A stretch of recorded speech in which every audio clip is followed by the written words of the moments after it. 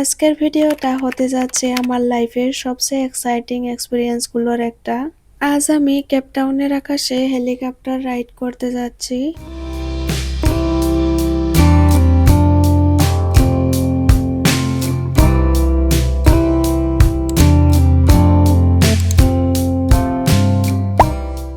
Hello everyone, আসসালামু আলাইকুম। সবাই কেমন আছেন?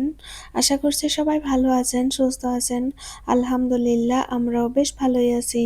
আমার নতুন একটি ব্লগে আপনাদের সবাইকে অনেক অনেক ওয়েলকাম। সকালে ঘুম থেকে উঠেই আমরা এক কাপ কফি খেয়ে নিলাম। তারপর হোটেল থেকে আমরা বেরিয়ে পড়লাম ওয়াটার ফ্রন্টের দিকে, কারণ সেখান থেকেই আমাদেরকে হেলিকপ্টারে ঘোরাতে নিয়ে যাবে। এখান থেকে আমরা উবের বুক করছিলাম, আর উবেরে করেই এখন আমরা ওয়াটার ফ্রন্টে যাব। আর এই রোডটা দেখেন কত সুন্দর, একদম ক্লিন। এক সাইডে পাহাড় আর এক সাইডে হচ্ছে সমুদ্র।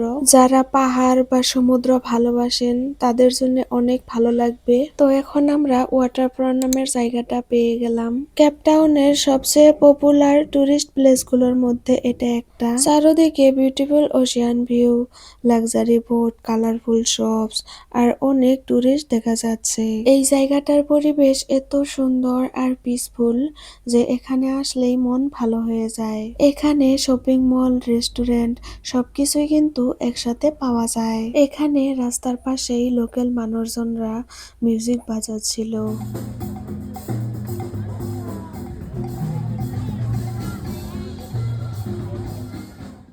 আর এইখানে ডান্স হচ্ছে।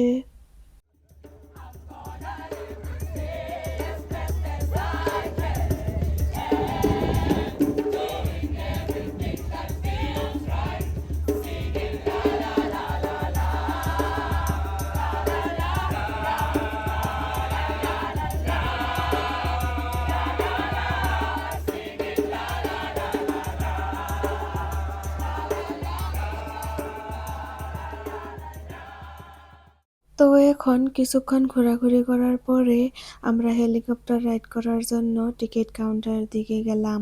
টিকিট কিন্তু আমরা আগে থেকেই করে রেখেছিলাম। আমরা পুরো 4 দিনের একটা প্যাকেজ নিয়েছিলাম, তাই আজকের হেলিকপ্টার রাইডটাও ওই প্যাকেজের মধ্যেই ছিল।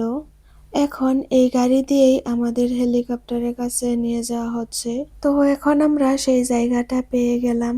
এখন এখানে আমাদেরকে ওয়েট মাপা হলো আর কিছু ডকুমেন্টসে সাইন করালো। সেফটির জন্য এই প্রসেসগুলো আগে থেকেই কমপ্লিট করতে হয়। সবকিছু শেষ করার পরে আমরা হেলিকপ্টারের দিকে যেতে শুরু করলাম। এখান থেকে আবার টমটমে করে আমাদেরকে নিয়ে যাওয়া হলো। এই তো আমরা এসে পড়লাম আর ওই হোয়াইট কালারের হেলিকপ্টারটাতেই উঠবো। এখানে আমরা কয়েকটা ফটো আর ভিডিও নিয়েই তারপর উঠে পড়লাম। এখন আমরা হেলিকপ্টারের ভিতরে এসে বসে পড়লাম।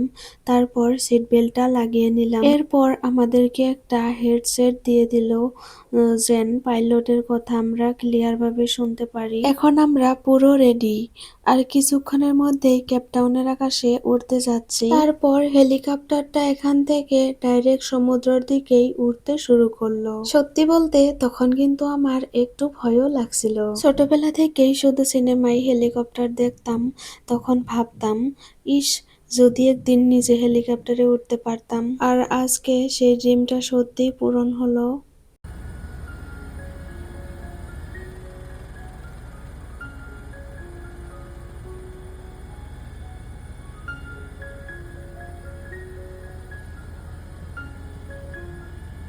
নিচে শুধু বিশাল নীল সমুদ্র, আর পুরো কেপটাউন শহরটা ছোট ছোট করে দেখা যাচ্ছে। ওই যে গোল আকৃতির জায়গাটা দেখা যাচ্ছে, ওইটাই হয়েছে কেপটাউনের স্টেডিয়াম। উপর থেকে স্টেডিয়ামটা দেখতে অনেক সুন্দর লাগতেছে। আরো একটা বিষয় হলো, গুগলে কেপটাউন সার্চ করলেই এই স্টেডিয়ামটা অনেক সময় দেখা যায়। দূরে যে আইল্যান্ডটা দেখা যাচ্ছে ওটা হয়েছে রোবেন আইল্যান্ড। এটা কেপটাউনের খুবই ফেমাস একটি ঐতিহাসিক আইল্যান্ড।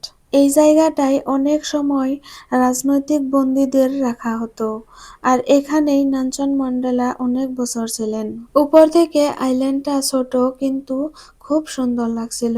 চারদিকে নীল সমুদ্র দিয়ে ঘেরা, এক পাশে ব্লু ওশিয়ান আর অন্য পাশে পাহাড় আর সিটি ভিউ।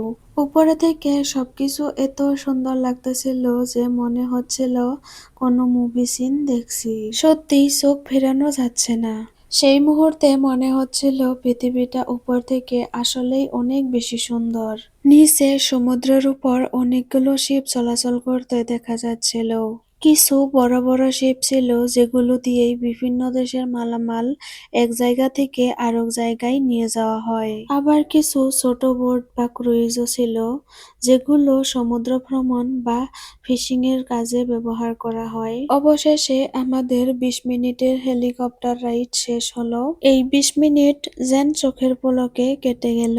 উপরে থেকে কেপটাউন শহর, বিশাল নীল সমুদ্র, স্টেডিয়াম, আইল্যান্ড আর শিপস সবগুলো একসাথে দেখে সত্যিই মনে হলো এটা একটা ড্রিম এক্সপিরিয়েন্স। এটা ছিল আমার জন্য একদম লাইফ টাইম মেমোরি। এখন আমরা হেলিকপ্টার থেকে নামার জন্য হেলিপ্যাডের দিকে যাচ্ছি। অবশেষে আমাদের হেলিকপ্টার ল্যান্ড করলো। ধীরে ধীরে মাটি ছোঁয়ার সাথে সাথেই সেই অ্যামেজিং জার্নিটা শেষ হলো।